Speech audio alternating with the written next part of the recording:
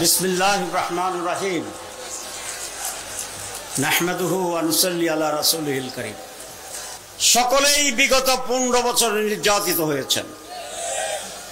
আপনারা হয়তো ভাবছেন অত্যাচার হত্যা করেছে আওয়ামী লীগ। আমি আওয়ামী লীগের কথা কেন বলছি নির্যাতনের? আওয়ামী লীগের এক গ্রুপ আরেক গ্রুপের নির্যাতন করেছে, ঠিক কিনা? আওয়ামী লীগের এক গ্রুপ আরেক গ্রুপের লোককে হত্যা করেছে। শুধু আমার ইউনিয়ন আলকোয়ায় আওয়ামী লীগ কর্তৃক 8 জন আওয়ামী লীগের কর্মী নিহত হয়েছে, তাদেরকে হত্যা করা হয়েছে। তো যেখানে আওয়ামী লীগকে হত্যা করে, আওয়ামী লীগের গোশত খায়, আওয়ামী লীগের বাড়িতে গিয়ে হামলা করে, সেখানে আপনাদের উপরে কি অত্যাচার হয়েছে সেটা বলার আর কোনো অপেক্ষা রাখে না। আমি কোনো হত্যাকাণ্ড চাই না। মর্যাদা ছিল না মানুষের, অধিকার ছিল না মানুষের, দল কানা একটি রাজত্ব ছিল। বাংলাদেশের কথা বলছি না, 14 গ্রামের কথা। ইনশাআল্লাহ আমরা মানুষের মর্যাদাকে, যত গরিবই হোক মানুষটি, তিনি মানুষ, ঠিক কিনা? মানুষের মর্যাদা রক্ষা করা হবে, পুনরুদ্ধার করা হবে, এবং সামাজিক যে নৈরাজ্য, সেই নৈরাজ্য হতে দেওয়া হবে না, হবে না, হবে না। তিনি যিনি হন।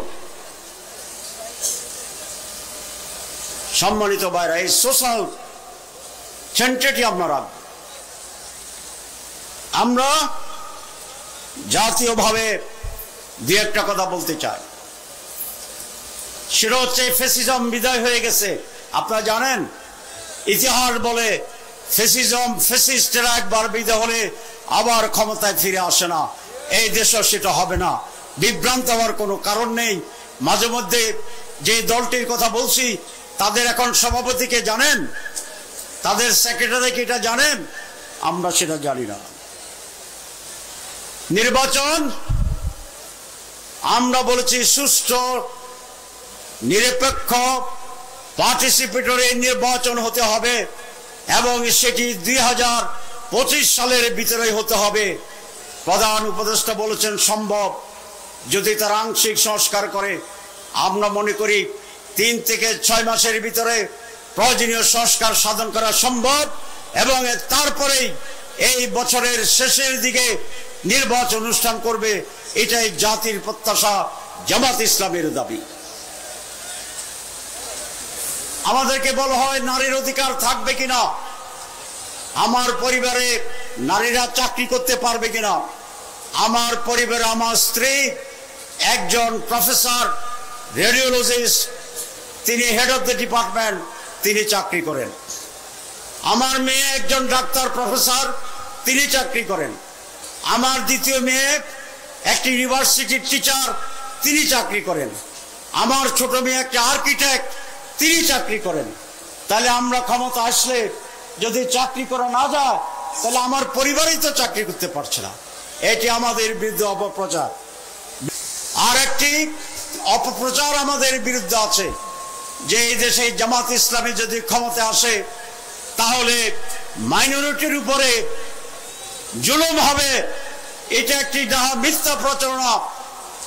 14 গ্রামের হিন্দুরাই এটা সাক্ষী দেবেন যে আমরা যখন এমপি ছিলাম তাদের উপরে কোনো জুলুম হয়েছে কিনা।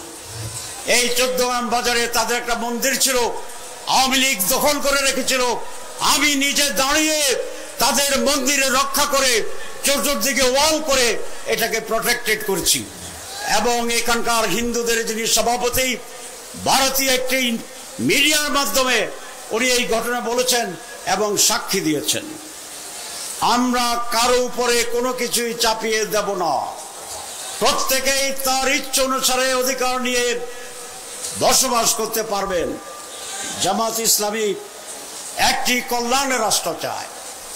এই কল্যাণ রাষ্ট্র মানে হচ্ছে ন্যায় বিচার পাবেন, অধিকার পাবেন, ইজ্জত পাবেন, এবং প্রত্যেকটি মানুষ দল মত নির্বিশেষে তার ন্যায্য অধিকার ভোগ করতে পারবে নির্ভয়ে, নির্দ্বিধায়, কোন প্রচেষ্টা ছাড়া।